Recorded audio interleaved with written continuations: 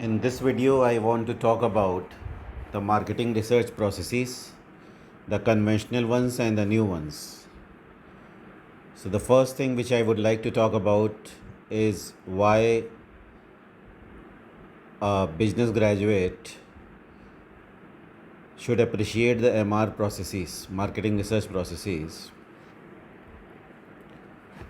So, many management graduates are not going to carry out marketing research activities or data analytics activities themselves, but for their overall leadership development, it is very important, it is very critical that they understand the process. And the first thing which needs to be appreciated is that uh, research activity, marketing research activity, or analytical analysis is going to be carried out for certain specific problems which businesses are going to face, some for the larger strategic reasons, some for others for specific products, and at different stages of product life cycle, pre-launch, post-launch, in introductory phase, growth phase, saturation phase, decline phase, continuous information is required, and information has to be made structured, and it needs to be collected in a systematic manner. So for that, it's very important that we define the problem very clearly. Most of the business problem, if you talk to people, they will be sharing that either sales have stopped or sales are growing, but they cannot explain it.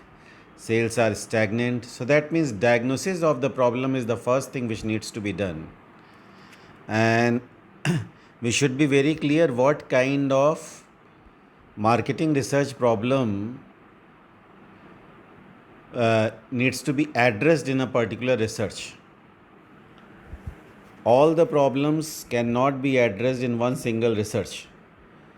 So it has to be made very, very specific, and it has to be appreciated what kind of research we want to get done, whether it's usage and attitude study, or it is pricing research, it is brand track, or it is advertising track, or it's feedback on the product concept, or it is feedback on the new ad concept. If you are changing the price point, then feedback is required. So specifically, the problem statement has to be well defined. For example, if segmentation research we want to carry out, and if it is about psychographic segmentation, then we should be very clear that why it has to be done, whether it will be answering the questions related to the usage of segmentation schema, because there are various options, there are various ways to segment the market. Why to go for psychographic segmentation, or why to go for socio-cultural segmentation?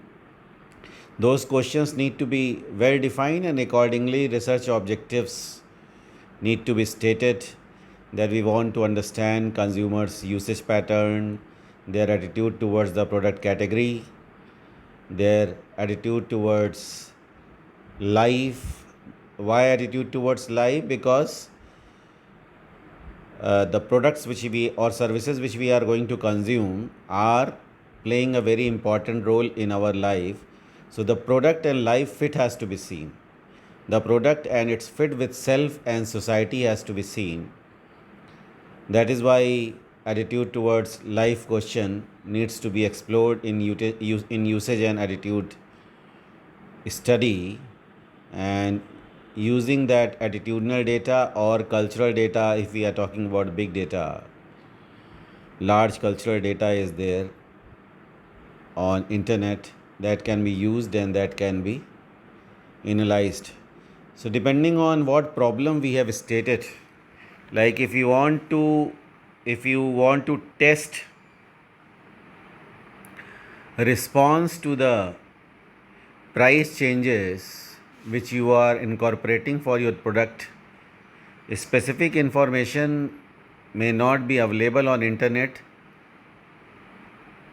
That means it has to be communicated to your consumer either offline or online, and then feedback has to be received.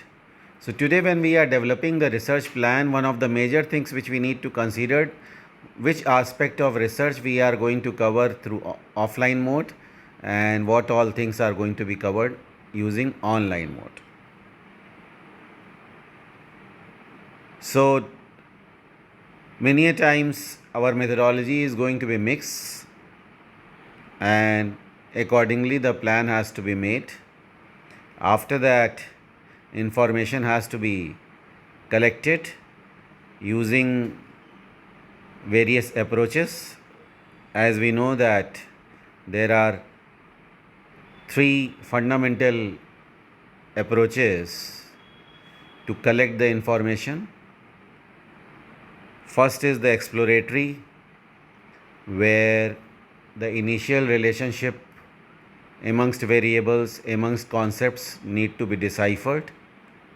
Then descriptive, for example, survey kind of research will be primarily describing the consumers and their characteristics. There it will be told that these many consumers, or this is the percentage of consumer using this is the mean attitude. So primarily they describe. But if we want to ensure that behavioral causality or the real time causality is being established, then experiments need to be conducted. In behavioral sciences, in management sciences, many times quasi experiments are there which can be conducted even using online forums, and they're using shopping platforms like Amazon, etc. Quasi experiments are usually conducted. That is one way to proceed, where you can establish the causality that these are the changes which you have brought in the appearance of your product, or let's say packaging, and how consumers are responding. Or you have brought in certain changes in your product, then how consumers are going to change. So in experimental research, the idea of manipulation is there. You manipulate certain things, you bring in certain changes, and then you want to see the response. So there things need to be changed, things need to be manipulated, like new advertising when it comes in, then how exactly it is going to impact our consumer.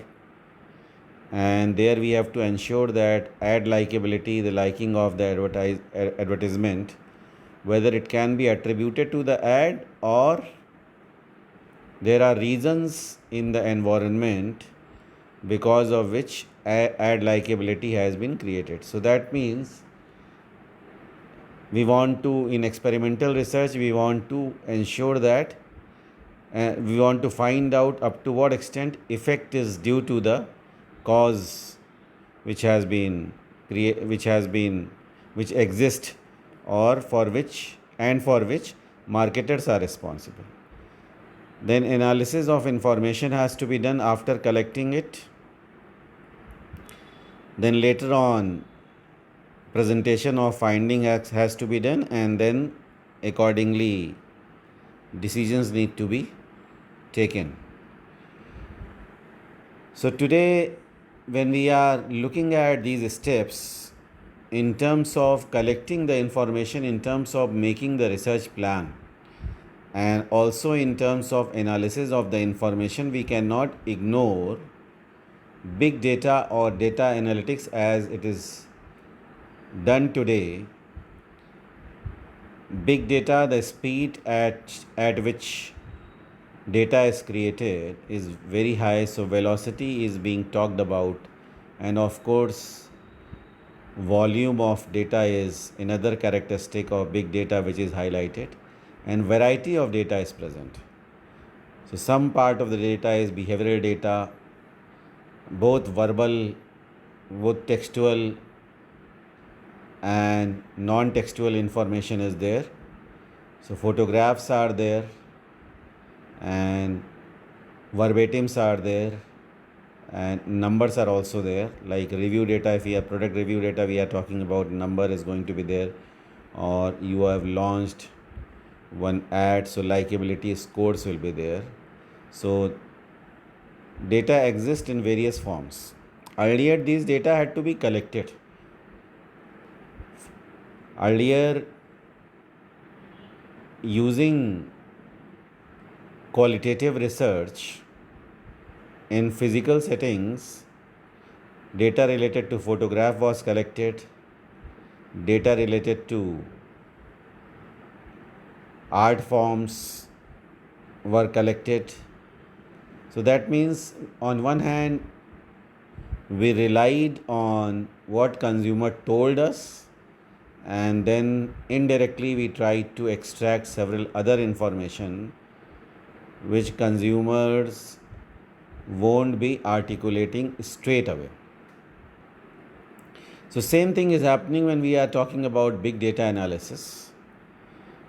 That means on one hand expertise related to statistics is involved and related sciences, and on the other hand, in order to make the insights into the big data, expertise coming from social sciences like sociology, psychology, anthropology, economics, etc.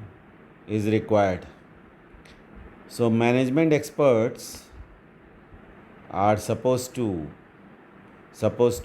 carry out these combinations of social science and statistical science.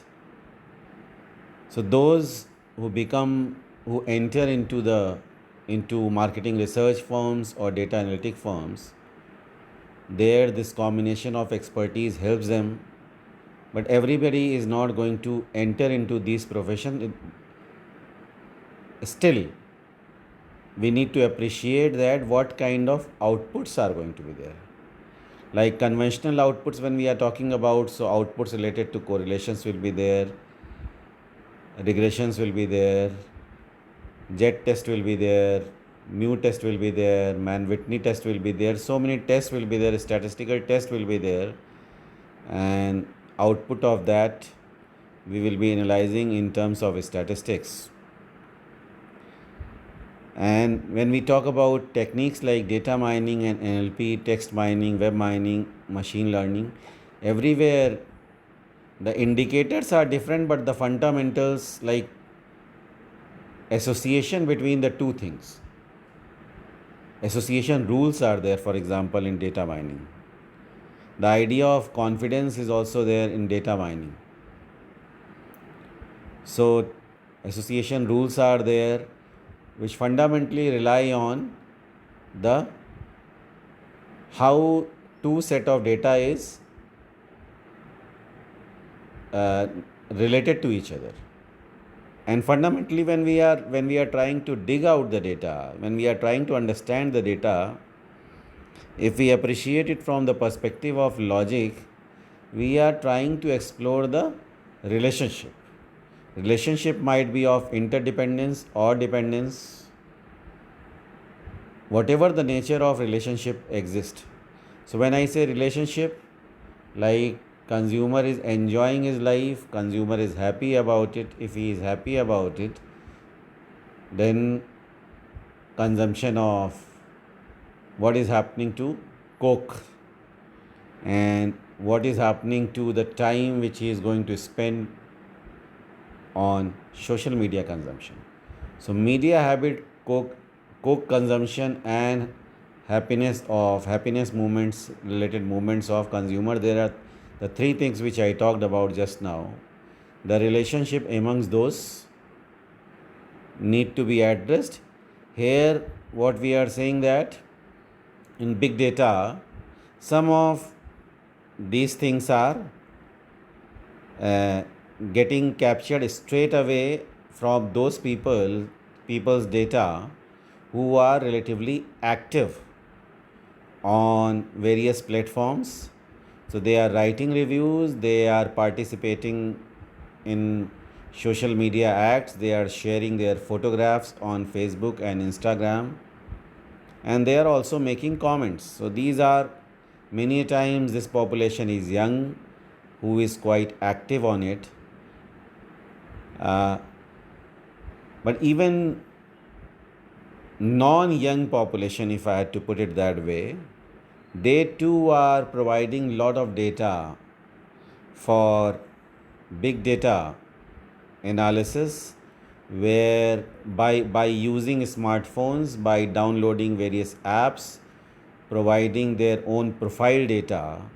So profiling data and behavioral data, two basic set of data, is being provided even by non-active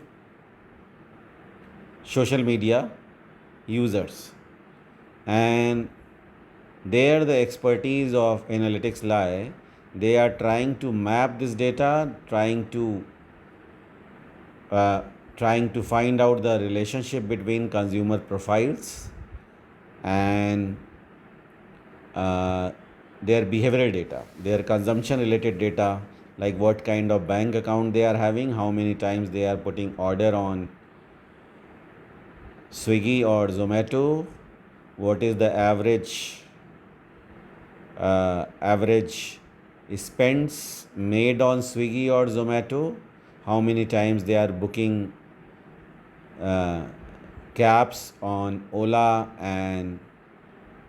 or Uber or something of that sort, how many times they are hiring services of urban company, how many times they are using apps to call driver when their spouse are not at home and they need somebody's help, or they don't want to drive for a simple reason that lot of traffic has increased and they would like to utilize their time for something else during the time of commuting.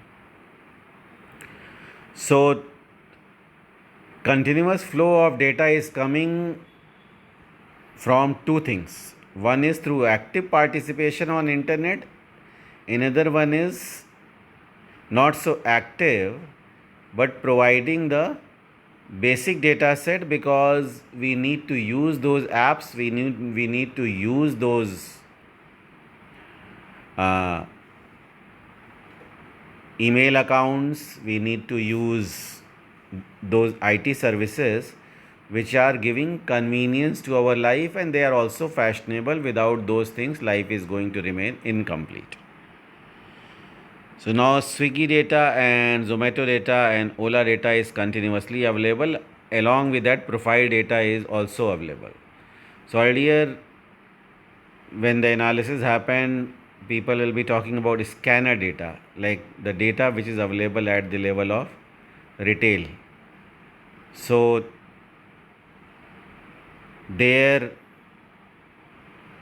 uh, when I went to shopping mall, up to what extent I made the purchase, what all items I bought, what is my average spending pattern.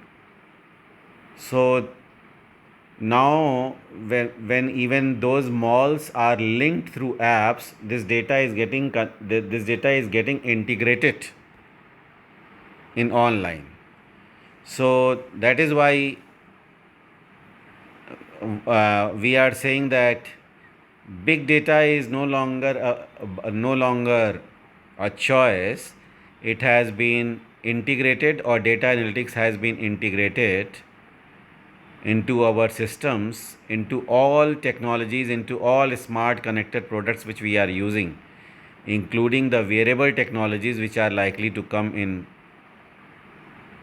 near future and which we are going to use. So number of wearable technology which we are going to adopt is likely to be very high in future, and there is continuous interaction between so-called offline space, so offline is and online space. So offline space is shrinking in the sense that all activities, so when I am going to the gym in the morning, that data is also being recorded by watch which has got sensor into it, and later on when I go to a mall, there also using app the data is coming. So my data